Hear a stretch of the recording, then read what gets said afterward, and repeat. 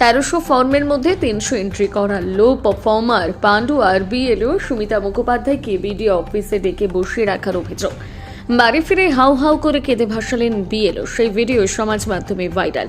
Performance খারাপ তাই BDO অফিসে ডেকে পাঠানো হয়েছিল। বসিয়ে রেখে হেনস্থার অভিযোগে সরব বিএলও। টেকনিক্যাল সমস্যার কারণে এসআইআর কাজে বিলম্ব। ব্লক অফিসার ডেকে পাঠিয়ে বিএলওকে দিয়ে অনলাইন এন্ট্রি করাবার সময় বারবার সার্ভারের সমস্যা, কাজের চাপে শারীরিক অসুস্থতা সত্ত্বেও দীর্ঘক্ষণ বসিয়ে রাখার অভিযোগ। অসুস্থ হয়ে বাড়ি ফিরে কাজের চাপে কেঁদে ভাসালেন বিএলও। আর সেই ভিডিও ভাইরাল সোশ্যাল মিডিয়ায়। শিক্ষক, শিক্ষাকর্মী এবং বিএলও ডিউটি প্রতিরোধ মঞ্চের আহ্বায়ক অনিমেষ হালদারের ফেসবুক প্রোফাইল থেকে ভিডিওটি ছাড়া হয়। পান্ডুয়া ব্লকের মাটিকা বৈচি গ্রাম পঞ্চায়েতের পশ্চিমপাড়া এলাকার স্কুল শিক্ষিকা সুমিতা মুখোপাধ্যায় বিএলও হিসেবে কাজ করছেন এই পঞ্চায়েতের 41 নম্বর বুথে। এসআইআর এর কাজের চাপে বাড়িতে হাউ হাউ করে কাঁদছেন। তার সেই ছবি সামাজিক মাধ্যমে ভাইরাল। কিন্তু কেন কাঁদছেন এই বিষয়ে সুমিত মুখোপাধ্যায় কি জানিয়েছেন শোনাবো। ভিডিও দেখলাম যে সোশ্যাল মিডিয়ায় একটা ভাইরাল হয়েছে। কি ঘটনাটা ঘটেছিল? আপনাকে দেখলাম যে কাঁদতে দেখলাম। ঘটনাটা বলি, গত পরশু আমাকে বিডিও অফিসে ডেকেছিল যে ইএফগুলো নিয়ে চলে আসুন, এসে এখানে এন্ট্রি করতে হবে।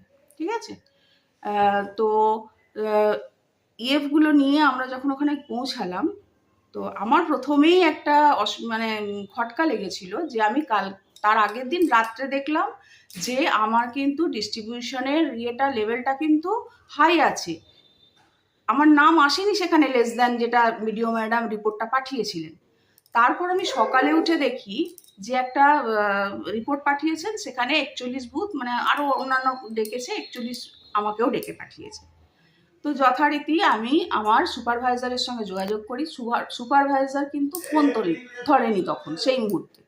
আমি AERO স্যারকে ফোন করি, দুবার ওনাকে ফোন করি, দিয়ে স্যারকে আমি এই কথাটা বলি যে স্যার, আমার এন্ট্রি তো আপাতত 294 থেকে 300-র মধ্যে হয়ে গেছে, তো সেক্ষেত্রে আমি কেন এখন বিডিও অফিসে যাব?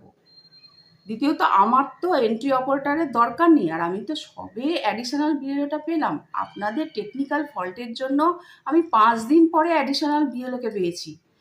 গোটা কাজটা আমি একা করছিলাম, তাও আমি এতগুলো এন্ট্রি করেছি। তো তা সত্ত্বেও আমি যদি যাই, আমার তো সময় নষ্ট হবে। সেই সময়ে তো আমি অনেকটা কাজ করতে পারবো। দিন রাত সার্ভার ডাউন হচ্ছে, সারা দিন ধরে বসে থেকে কাজ করছি, ফিল্ডে যাচ্ছি, আবার বসে কাজ করছি। এইবার এত সার্ভার ডাউন হলে, এটা বিডিও ম্যাডামও জানেন যে সার্ভার কতবার ডাউন হচ্ছে। তা যাই হোক, ওখানে এবার কর্তব্য পালনে বা ডেকেছেন বলে অবশ্যই গেলাম, কারণ অমান্য করতে পারি না। তা AERO স্যার আমাকে বলে বোঝালেন যে আপনি আসুন, আপনার কোনো সমস্যা হবে না, আপনি আপনার যে অসুবিধাগুলো জানাচ্ছেন সেগুলো আমাদের টেকনিশিয়ানরা এই করে দেবেন, তাই করে দেবেন, ইত্যাদি এসব বললেন। বলে আপনাকে আসতেই হবে। ঠিক আছে, গেলাম। যাওয়ার পর আমি গিয়ে ওখানে বললাম, যারা ছিলেন একজনকে বললাম, আমি নাম জানি না, তিনি ট্রেনিং দিচ্ছিলেন কাদের, তখন সব বিএলওরা গিয়ে কিন্তু পৌঁছায়নি। যাই হোক, আমি গিয়ে বললাম, দেখুন আমাকে কেন ডেকেছেন? আমি তো এন্ট্রি করতে পেরেছি, আমার তো কোনো টেকনিক্যাল সাপোর্টের প্রয়োজন নেই। আমার কাজটা ডিলে হয়েছে এই কারণে, আমি অ্যাডিশনাল বিএলও পরে পেয়েছি আপনাদের টেকনিক্যাল ফল্টের জন্য। একজনকে অ্যাপয়েন্টমেন্ট দিয়েছিলেন, সে ক্যান্সেল হলো, তারপর আবার একজনকে অ্যাপয়েন্টমেন্ট দিলেন, তবে সে জয়েন করলো। আমার বুথে ভোটার 1300-র ওপর, তো আমার কাজটা তো এখন ডিলে হচ্ছে ওই জন্য। তা এবার আবার রানিং হয়ে যাবে, আমি তো এন্ট্রি করতে পারছি না তা নয়। তো বললো, না আপনার এন্ট্রি কম আছে, ওই জন্য আপনাকে ডাকা হয়েছে, আপনি এখানে বসে সব করবেন। ঠিক আছে, এই রকম করে আমাকে জবাব দেওয়া হলো। তো আমি বসে এন্ট্রি করলাম ওখানে, সেই আমি আমার অ্যাডিশনাল বিএলও এন্ট্রি করছি। তো করতে করতে সেই একই প্রবলেম ঘুরছে, সার্ভার ডাউন। টেকনিশিয়ানদের বারবার দেখাচ্ছি, তারা বলছে সার্ভার ডাউন, কিছু করতে পারছে না। বারবার দেখছে আবার, কিন্তু আমার বিডিও অফিসের কোনো টেকনিশিয়ানের প্রয়োজন হয়নি এন্ট্রি করার জন্য। সেক্ষেত্রে আমার মনে হয়েছে আমি কেন এখানে বসে থাকবো, আমার তো ডিস্টার্ব হচ্ছে, ডিকটেশন করছে আমার অ্যাডিশনাল বিএলও, তাতে আমার শুনতে অসুবিধা হচ্ছে, তাহলে সেখানে আমি কেন কাজটা করব?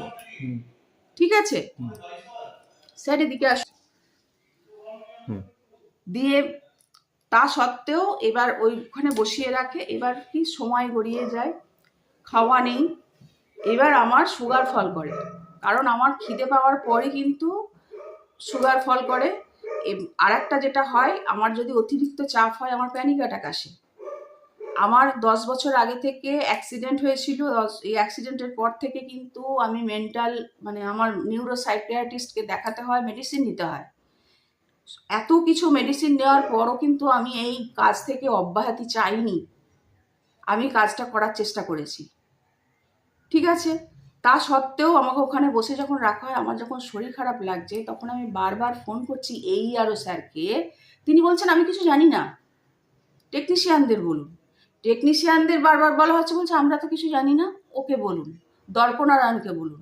তাকে ফোন করা হচ্ছে, তিনি বলছেন আমি তো কিছু জানি না, ওখানেই বসে কাজ করতে হবে, ঠিক আছে।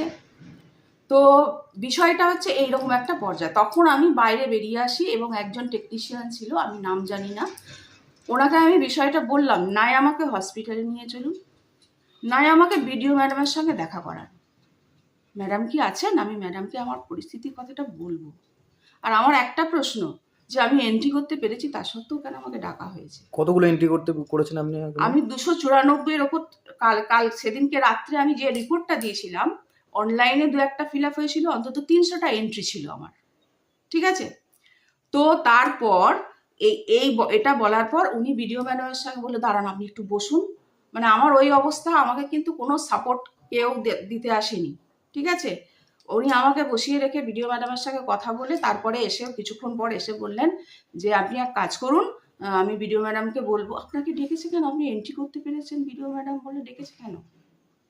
ম্যাডাম তো বললেন ডেকেছে কেন। কতক্ষণ বসেছিলেন আপনি বিডিও অফিসে? আমি কতক্ষণ বসেছিলাম বলতে 11:30 থেকে মনে হয় 4:30 পর্যন্ত। তখন কি শারীরিক অবস্থা খুব খারাপ লাগছিল? আমার প্রচন্ড শারীরিক অবস্থা খারাপ লাগছিল। একটা ভিডিও দেখলাম যে আপনাকে বাড়িতে এসে হাউ হাউ করে কাঁদতে দেখলাম। হ্যাঁ, এবং আমি কোনো কথা বলতে পারিনি। আমার প্রতি মুহূর্তে মনে হচ্ছিল যে আমি নিজেকে শেষ করে দিই। আমি যতক্ষণ রাস্তায় এসেছি আমার অ্যাডিশনাল বিএলও আমার সঙ্গে ছিলেন বলে, আমাকে পৌঁছে দিতে এসেছেন বলে আমার কোনো অঘটন ঘটেনি। না হলে আমার যা কিছু হয়ে যেতে পারত। আমি বাড়িতে এসে আমি প্রচণ্ডভাবে ভেঙে পড়ি যে আমাকে এইরকমভাবে কেন হ্যারাস করা হচ্ছে। এটা কি যেখানে সুপারভাইজার বলছে যে আপনি চলে আসুন, সুপারভাইজার বলছেন আপনি তো এন্ট্রি যথেষ্ট করেছেন, সেখানে আপনি যাবেন না। সুপারভাইজার বললেন ওনাকে ছেড়ে দিন, উনি অসুস্থ। তা সত্ত্বেও কিন্তু এই ব্যাপারটা ডিলে করলো ওরা। কোথাও কি চাপ দেওয়া হচ্ছে বলে মনে করছেন? চাপ বলতে হ্যাঁ, বিডিও ম্যাডাম, দেখুন বিষয়টা হচ্ছে গোটা সিস্টেমের ওপর চাপ। ইসিআই এর কোনো সঠিক প্ল্যানিং নেই, যে কোনো মুহূর্তে অনেক কিছু ডিসিশন চেঞ্জ হচ্ছে। বিডিও ম্যাডামদের ওপর ডিএম এর চাপ আছে, বিডিও ম্যাডাম আবার এই আরওদের চাপ দিচ্ছে, এই আরও আবার সুপারভাইজারদের, সুপারভাইজার বুথ লেভেল অফিসারদের। বুথ লেভেল অফিসাররা কিন্তু গোটা ফিল্ড ওয়ার্ক করছে, তাদের সমস্যাটা বোঝা কেউ বুঝছে না। এটা শুধু আমার একার ঘটনা নয়, এটা হচ্ছে সবাইকার। সংবাদ মাধ্যম বা সোশ্যাল মিডিয়ায় সবাইকে দেখবেন যে সবাইকার বেশিরভাগই সমস্যা এই। আর দ্বিতীয়ত একটা জিনিস, যে আমরা না একটা সম্মান পাই, সেখানে আমরা যদি এরকম ব্যবহার পাই না বিডিও অফিসের স্টাফেদের কাছ থেকে, আমি মানসিকভাবে ভীষণভাবে ভেঙে পড়ি। যার জন্য আমি বাড়িতে এসে আমি খাবারটুকু খেতে পারি, আমাকে পরিবারের লোকেরা খাবারটা খেয়ে মেডিসিনটা দেওয়ার চেষ্টা করেছে। সেই ভিডিওতে সেই জিনিসটাই আছে। আমি প্রচণ্ডভাবে ভেঙে পড়ি এবং প্রচণ্ড কাঁদি, আমি পুরো হোপলেস। মানে আপনাকে বিডিও অফিসে ডেকে নিয়ে গিয়ে কি হ্যারাসমেন্ট করা হলো? হ্যারাসমেন্ট বলতে ওই যে আমাকে আটকে রাখা হলো, আমার শরীর খারাপ, আমাকে তাও ছাড়া হচ্ছে না, এই বিষয়টা। আপনার নামটা ম্যাম? আর একটা সুমিতা মুখোপাধ্যায়। আর আমি এই বিষয়ে একটা কথা বলে দিচ্ছি যে এখানে কোনো রকম পার্টিগত ব্যাপার যেন না আসে, ঠিক আছে। কি অবস্থার মধ্যে ছিলেন উনি? কেমন? আমি অফিস থেকে ফিরে দেখলাম যে এখানে প্রচন্ড কান্নাকাটি করছে, 4টে 4:30 প্রায়। সারাদিন খাওয়া হয়নি, মানে খেতে সুযোগ দেয়নি, আর প্রায় অকারণেই বসিয়ে রেখেছিল বললো যেটা। আর ও তো এমনিতেই আগে থেকে অসুস্থ, বিভিন্ন রকম শারীরিক প্রবলেম হচ্ছে, প্যানিক অ্যাটাক হয়, সেই ধরনের সমস্যা হঠাৎ করে হয়েছিল। প্রায় হাসপাতালে ভর্তি করার মতো পরিস্থিতি। আমরা সবাই মিলে অনেক কষ্ট করে সামাল দিই কোনো রকম। তারপর খাইয়ে দায়ে প্রায় 1-1.5 ঘন্টা শোয়ার পর তবে খানিকটা সুস্থতা বোধ করে। হাসপাতালে দিতে হয়নি, কিন্তু ভবিষ্যতে এরকম হলে হয়তো আরও খারাপও হয়ে যেতে পারে আর কি। হ্যাঁ, এই যে মানে তাদের ওপর কি কোনো মানসিক চাপ বা এরকম? হ্যাঁ, মানসিক চাপ তো বটেই। আর মানসিক চাপ অত্যন্ত দেওয়া হচ্ছে, যেগুলো হচ্ছে না, পোর্টালের ফল্ট, সেইগুলোকে চাকরি দেওয়া হচ্ছে এদের নামে। এরা তো আপ্রাণ চেষ্টা করছে, রাত প্রায় 12টা অবধি কাজ করছে, সকাল থেকে সারাদিনই করছে। এবার পোর্টালের দোষে কাজটা পিছোচ্ছে, ওদের কিছু ফল্ট আছে, লোক দিতে পারেনি, তার দায়টা চাপিয়ে দিচ্ছে বিএলওদের উপর। সমস্ত রকমভাবে প্রেসারাইজ করা হচ্ছে, টার্গেট করে দেওয়া হচ্ছে, যে টার্গেট ফুলফিল না করলে উল্টোপাল্টা বলা হচ্ছে। ইতিমধ্যেই তো অনেক বিএলওরও তো এরকম হ্যাঁ, প্রাণহানি হয়েছে, অনেক আত্মহত্যা, মানে মারা গেছেন অনেকে আর কি, চাপ সহ্য করতে না পেরে।